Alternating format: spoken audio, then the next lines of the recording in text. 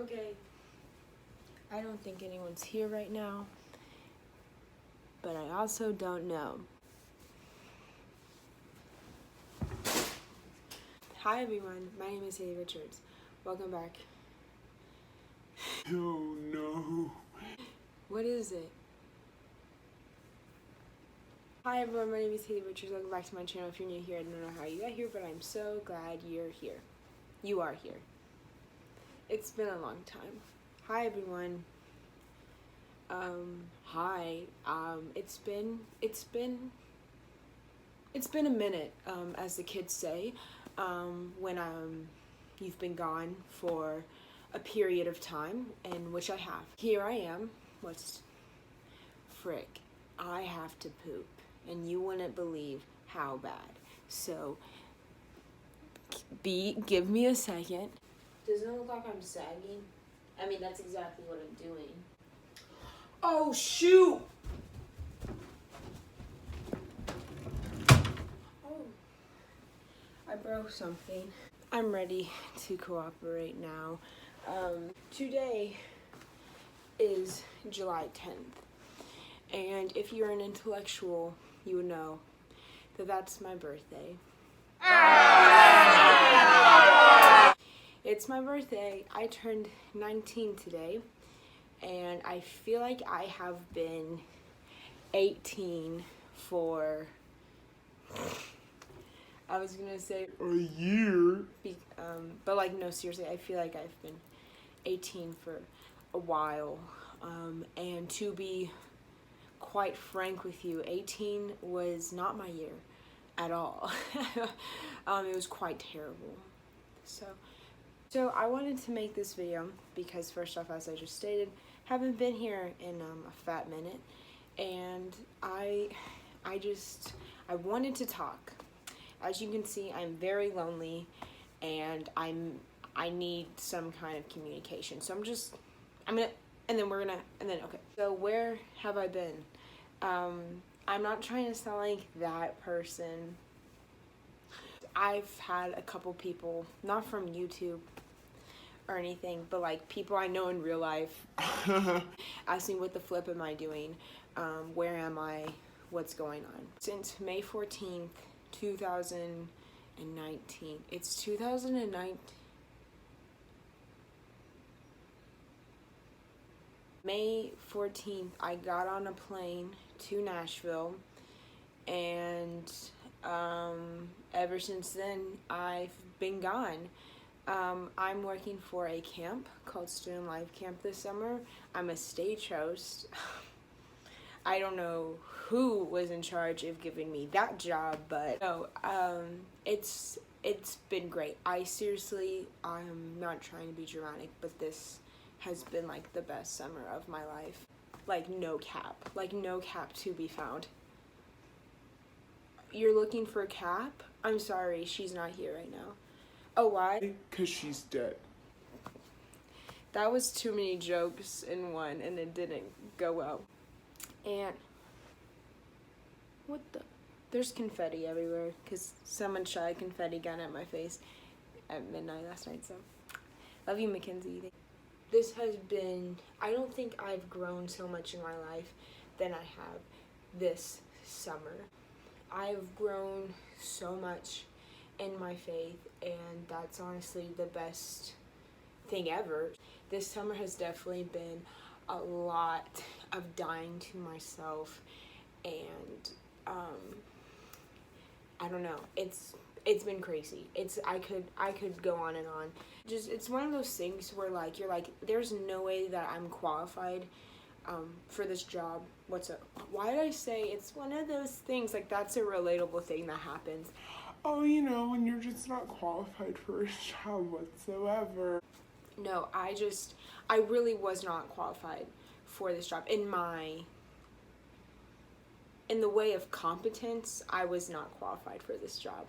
Like I said, I'm basically like emceeing and speaking a lot, and I almost failed speech class. I didn't do any kind of theater. I did sports pretty much my whole life. If you know me, or if you've watched literally any video on this ridiculous channel, you would know that I'm quite the character. Before coming into this job, I was super worried that I would not be a good fit just because of things I struggle with regarding my mental health. Just feeling broken and worthless, and then God gave me this job, and I was, like I said, super scared. And as I've been here, God has been like, hey, like, those things that you feel about yourself aren't from me whatsoever. And it's just been really cool to see and to grow more in Christ. And I'm really excited that I had this opportunity, because going into college, or going back into college with this mindset, is going to be so good, because my freshman year of college was it was bad. It was not good. I did not get plugged into a church. I did not try really to find a good community of believers. I did not try to find a good community of believers to get plugged into and like find friends like that. I was very lonely.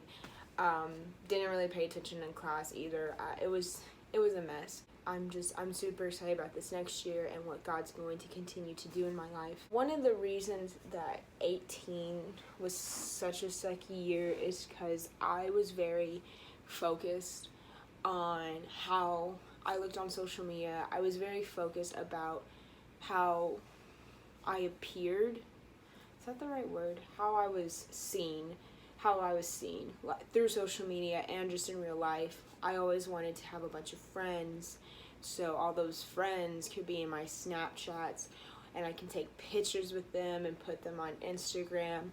And I did everything I could do to, this sounds so stupid when I say it, but it's true. But like, there were days that like I was like, I have to put something on Twitter. I have to make a funny video and put it on Twitter, and if I don't, I'm going to lose all attention that I've ever gained, and everyone's gonna hate me, and I'm not gonna have no friends. I'm not gonna have any friends.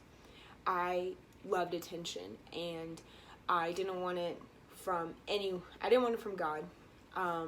Just wanted it from everyone. I wanted everyone to know that I'm this great, cool, funny person. But actually, I was a horrible person. I was super angry. Anger is still something I struggle with and I'm dealing with. But I used to just ignore my anger issues. I was very angry, very judgmental. I was just honestly like a mean person. Or like, I only need to be validated by people I thought were important. If that makes any sense, I'm out of breath. And I was okay with it. I was totally okay with sitting in my dorm room alone every single night and making some stupid funny video, which, I mean, they were funny. I'm not even gonna lie. They were really funny. And posting it and just staying up and like reading all the like comments like, oh my gosh, you're so funny. And I felt validated. I felt important. That's the only place I found my worth, was social media and in people who were popular at my school. And man, did God wreck me in that. Absolutely. It's funny because like probably 3 days before I got on the plane to Nashville, my Twitter gets suspended. And obviously I was freaked. I was going berserk. I posted some video with a song and I got suspended because of copyright issues. I cannot even tell you the extent I went to try to save my Twitter. It wasn't gonna work. So I was freaking out. I hated it. I was like, what am I supposed to do with my life? I don't have a Twitter. It was like it was towards the end of all staff training when like all the teams were there and we had a worship service, and I had to go backstage for something, and I like peeked through the curtain and I just saw everyone's hand in the room raised, and I just started like crying a little bit. That was the moment I knew that this wasn't just gonna be another job or just a fun thing I get to do. No, that was the moment I realized, like, and God was like, hey, like, I'm get ready to get absolutely Wrecked. and I was like, and in that moment I was like, okay, do it. Go off, Jesus. Um in that moment I was like, God, like,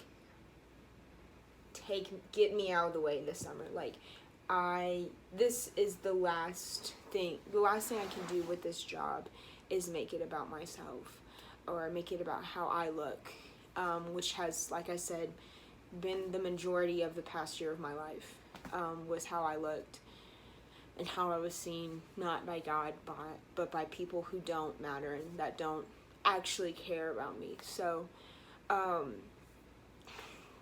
I know I just turned 19. Obviously, I was 18. Like, I've been 18 this whole summer, but I'm saying that going into this next year of my life, I am aware of more things, and I feel like I say that every birthday, but like I don't know.